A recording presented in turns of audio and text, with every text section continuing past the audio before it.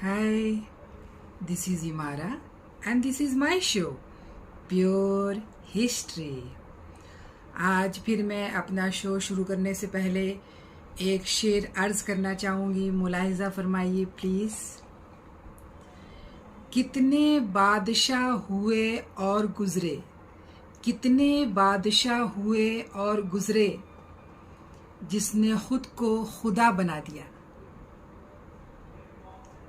लेकिन जब मौत आई तो पता चला कि हम तो इंसान ही नहीं थे।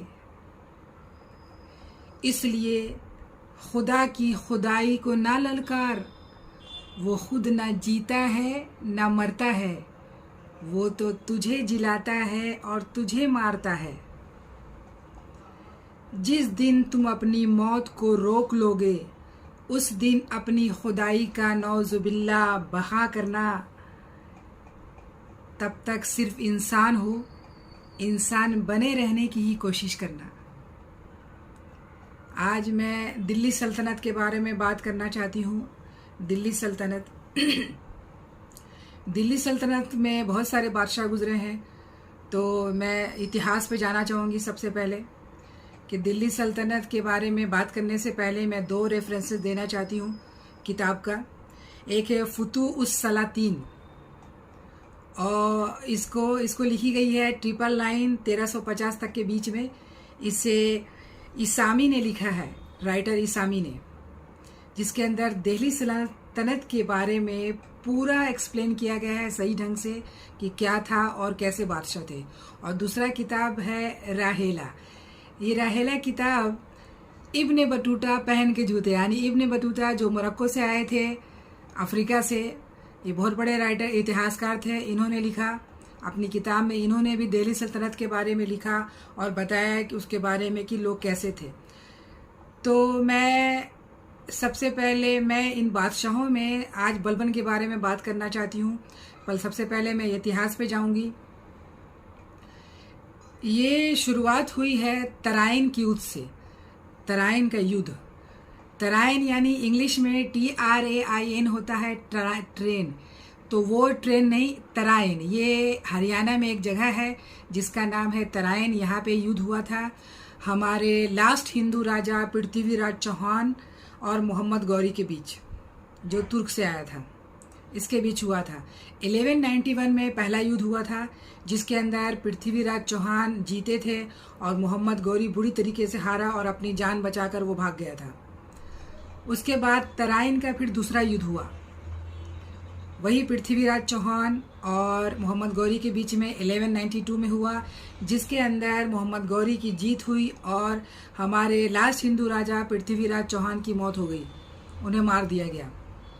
फिर तीसरा युद्ध हुआ था अल्तमश और ताजुद्दीन यल्दौस के बीच, और शायद 1350 में ये हुआ था। तो ये भी 3 युद्ध हुआ है तराइन का। इसे तरोरी का युद्ध भी कहा जाता है, हिंदी वर्ड में तरोरी का युद्ध। 3 युद्ध हुए हैं। तो जब मोहम्मद गौरी इंडिया में आया और वो जीता, तो ये लोग तो खुद रहते नहीं थे, अपने साथ गुलामों को रखते थे। इनके गुलाम कैसे गुलाम होते थे? इनके गुलाम कोई मामूली गुलाम नहीं होते थे।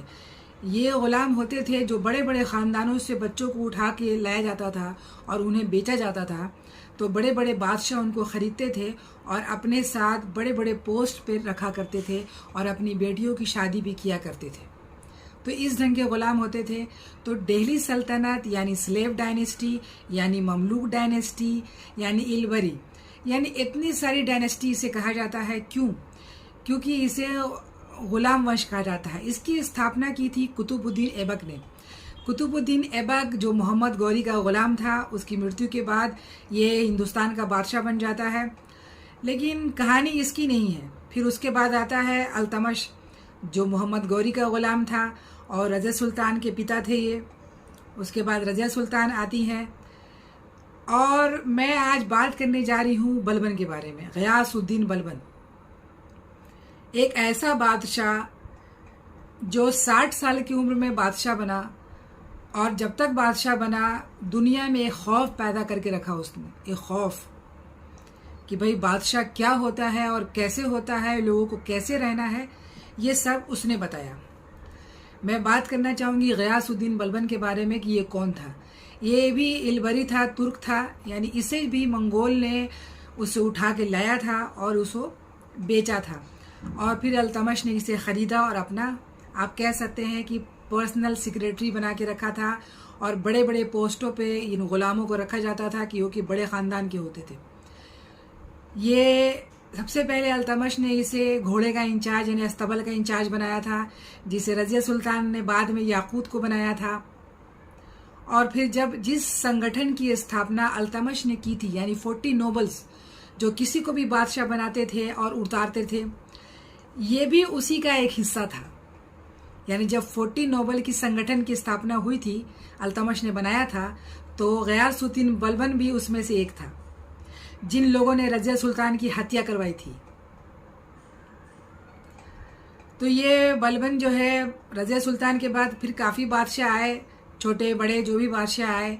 उसके बाद आए थे नसीरुद्दीन शाह।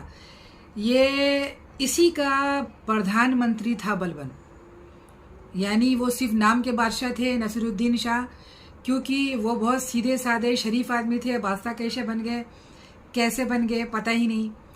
वो तो अपनी ज़िंदगी का भरण पोषण टोपी सीकर और कुरान की आयतें लिख करके किया करते थे। 20 साल तक उसने शासन किया, लेकिन सारी सत्ता बलबन के हाथ में थी और शासन को बलबन चलाता था। और बलबन ने अपनी बेटी की शादी भी उससे की थी, पर चूंकि नसीरुद्दीन शाह को कोई भी औलाद नहीं हुई थी, कोई भी बच्चा नहीं हुआ था, इसलिए जब नसीरुद्दीन शाह की मृत्यु हो जाती है तो दिल्ली सल्तनत की गद्दी पे बैठ जाता है गयासुद्दीन बलबन। जब वो बादशाह बनता है तो उसकी उम्र 60 साल की होती है। सबसे बड़ी चुनौती उसके लिए ये थी कि जितने भी बादशाह गुजरे अल्तमश के बाद, रज़िया सुल्तान के बाद, सब के सब की इज्जत खराब हो चुकी थी। सब के सब जो है नोबल, यानी जो 40 नोबल थे, उनके गुलाम थे और उन्हीं की हुकूमत चलती थी, उन्हीं का बोलबाला चलता था। यानी वो जो चाहते थे वही होता था, बादशाह सिर्फ नाम के होते थे। तो बलबन के सामने सबसे बड़ी चुनौती ये थी कि आखिर मैं अपनी इज्जत को कैसे वापस लाऊं कि लोग मुझसे डरे। तो उसने क्या किया कि जो 40 नोबल्स थे, बलबन ने 40 नोबल को जान से मरवा दिया, और मरवाने के बाद उसने पूरी सत्ता यानी दिल्ली सल्तनत को अपने हाथ में कर लिया। अब उसके पास कोई भी खतरा नहीं था, क्योंकि वो जानता था कि जब तक ये जिंदा रहेंगे मुझे डर रहेगा कि कोई मुझे हटा सकता है या कोई मुझे मरवा सकता है। इसीलिए बलबन ने सबसे पहले वो 40 नोबल को मरवा डाला और लोगों में, पूरे हिंदुस्तान में उसने खौफ पैदा कर दी कि बादशाह क्या होता है, उसने बताया। उसके बाद क्या किया, उसने लॉ एंड रक्त की नीति की स्थापना की, यानी सजा ऐसा हो कि लोहे से कड़ा, और नहीं माने तो फिर सर कलम, यानी लॉ एंड रक्त, उसका खून ले लो। ये उसने स्टार्ट किया। वो ये चाहता था कि इतने दिनों से जो लोग थे, जो बादशाह बने थे, उनकी इज्जत बिल्कुल भी नहीं थी, तो लोगों को एक खौफ पैदा करके वो अपनी इज्जत बनाना चाहता था। और वो कहता था कि जो बादशाह होता है वो खुदा का प्रतिनिधि होता है, यानी खुदा के बाद वो खुद को मानता था। और उसने अपने आप को खलीफा भी घोषित कर चुका था कि मैं खलीफा भी हूँ, मैं खुदा का प्रतिनिधि हूँ, यानी जो हूँ सब मैं हूँ, मेरा हुक्म चलेगा, मेरे हुक्म के अलावा कुछ नहीं चलेगा। पर फिर भी उसे मंगोलों का डर था, क्योंकि चंगेज़ खां के मरने के बाद भी 20 साल तक दुनिया में चंगेज़ों का यानी मंगोलों का खौफ था, और हर तरफ यही मंगोल जाते थे जिसने बलबन को भी उठाया था और बलबन को ला करके दिल्ली सल्तनत में बेच दिया था। तो शायद 1286 ईस्वी में फिर से मंगोलों ने आक्रमण किया था, जिसमें बलबन के बेटे की मृत्यु हो गई थी, मोहम्मद की। इसी ज़माने में आमिर खुसरो भी थे और लोग थे जिन्होंने सब बयान किया, किताबें लिखी हैं। तो उनकी वजह से इसने काफ़ी किले की घेराबंदी की, किलों का निर्माण करवाया कि मंगोल आ सकते हैं और हमें बर्बाद कर सकते हैं। इतना बड़ा बादशाह था, पर फिर भी उसे मंगोलों का डर था, क्योंकि चंगेज़ खां के वंशज थे, वो कभी भी आ सकते थे। तो बलबन जब बादशाह बना तो उसने क्या किया कि सजदा पाबोस की स्थापना की, यानी बादशाह जो है खुदा का प्रतिनिधि है, आप आओ, सबसे पहले ज़मीन की सजदा करो, उसके बाद फिर बादशाह के पैर को चूमो। इसे कहते हैं सजदा पाबोस, इसे फारसी में कहा जाता है। यानी कि खुदा के बाद हमारा ओहदा है तो आप हमारे पैर को चूमो। इसने अपने आप को इतना बड़ा बना दिया। उसके अलावा नवरोज़ जो फेस्टिवल है, क्योंकि बलबन जो है थोड़ा पारसी फेस्टिवल यानी पारसियों के ईरानी कल्चर के काफ़ी वो करीब था। वो था तो तुर्क बट वो ईरानी कल्चर को काफ़ी फॉलो करता था। तो सबसे पहले नवरोज़ फेस्टिवल की शुरुआत बलबन ने ही की थी, अकबर ने नहीं किया था, बलबन ने इसकी शुरुआत की थी। उसके अलावा जितना ये ख़तरनाक था और उतना ही वो प्रोफेशनल भी था। यानी उसके जो काम के बारे में बात करना चाहूँगी। सबसे पहले सेना को नगद वेतन इसने ही देना शुरू किया था। इसके पहले सेना को कैश में सैलरी नहीं दी जाती थी।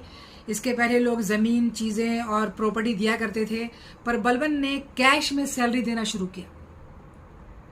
उसके अलावा इसने जासूसों की स्थापना, यानी तत्पर सेना, यानी जब तक वो था कि हर कोने कोने में उसके जासूस होते थे कि उसको इतना डर था कि कहीं कोई मेरी तख्ता को पलट न दे और मैं बादशाह के पोस्ट से हट ना जाऊं। उसकी सेना बहुत तत्पर थी, यानी हर वक्त, यानी एक अलग सेना थी और एक उसकी जो है एक्टिव सेना थी। यानी कभी भी जरूरत पड़ा तो सेना रेडी है जंग के लिए और हर चीज़ के लिए। और इसके अलावा उसकी अच्छाई ये रही है कि जितने भी जंग में जो सैनिक मारे जाते थे, उनकी विधवा और उनके बच्चों, उनके लिए इसने बहुत सारे काम किए। उसके लिए उसने प्रॉपर्टी, धन दौलत, चीज़ें, उन लोगों के देखभाल के लिए इसने शुरुआत कराई। इसके पहले किसी बादशाह ने नहीं किया था जो बलबन ने किया। बलबन जो है अपने आप को ये साबित करना चाहता था कि मैं क्या हूँ। लोग मेरे को देख करके या मेरे बारे में जब बात हो तो लोग खौफ खाए। बलबन इतना बड़ा बादशाह गुजरा और उसने जो काम किया, हर वक्त जो काम, जैसे आप बता सकते हैं दिल्ली सल्तनत सदैव तत्पर सेना, उसने लोगों के दिमाग में ऐसा खौफ भर दिया था कि उसके मरने के 20 साल बाद तक लोगों में ऐसा खौफ था सजा का कि कहीं बलबन नहीं आ जाएगा। जैसे लोग बोलते हैं कि भाई सो जाओ नहीं तो गब्बर आ जाएगा, तो वैसी बातें होती थी कि आप ऐसा कोई गुनाह ना करो नहीं तो बलबन को पता चल जाएगा। उसकी सजा ऐसी हुआ करती थी। जिस दिन वो मरा, आखिर मरना तो सबको है क्योंकि वो था तो इंसान, मौत तो आएगी। तो उसके मरने के बाद उसके जो कर्मचारी थे पूरे 40 दिन तक उसका शोक मनाया था। उसके बाद कैकू बाद जो है उसके बादशाह गुजरे थे। तो बलबन को ही मैंने इसलिए चूज किया कि दिल्ली सल्तनत में बड़े बड़े बादशाह गुजरे, कुतुबुद्दीन ऐबक, अल्तमश, आराम शाह, नसीरुद्दीन शाह, बहुत सारे लोग। पर बलबन जो है उसने अपने आप को ऐसा बनाया कि रजिया सुल्तान तो एक अलग उसका ओहदा था। वो तो जो थी स्टेट, मतलब फ्रंट से, वो कूटनीति नहीं खेलती थी। ये तो कूटनीति खेलता था और कूटनीति खेलने के बाद पॉलिटिक्स के साथ अपने आप को एस्टेब्लिश करता था। यानी जो है सिर्फ वही है। उसके बाद इसकी मृत्यु हो जाने के बाद कोई बादशाह ऐसा बचा नहीं। धीरे धीरे यानी इसके ही लोग काम करने वाले थे। जलालुद्दीन खिलजी जिसे कहा जाता है, जलालुद्दीन खिलजी ने ही उसका गुलाम था और उसने जो है इसके कैकूबाद का शायद 3 साल का बेटा था, उसको मारने के बाद जो है वो खुद बादशाह बना और फिर जो है गुलाम वंश की सत्ता समाप्त हो जाती है एंड खिलजी वंश आ जाता है। तो मेरे कहने का मतलब यही है कि बलबन जो है एक जितना वो ख़तरनाक था, खौफनाक था अपने चीज़ों के लिए, वो उतना ही वो लोगों के लिए अच्छा भी काम किया। कुछ काम किए उसने, पर बादशाह को ऐसा होना चाहिए जो जनता से डायरेक्ट मिल सके और उसके लिए काम कर सके। जैसे रज़िया सुल्तान थी, रज़िया सुल्तान की बराबरी कोई भी नहीं कर सकता। उसने किसी को डराया नहीं, उसने पब्लिक के लिए काम किया डायरेक्टली। पर बलबन ने लोगों को डराया और डरा धमका करके वो लोगों को अपने बारे में बताया कि मुझसे डरो और मेरी बात मानो, नहीं तो हम तुम्हें ख़त्म कर देंगे। धन्यवाद।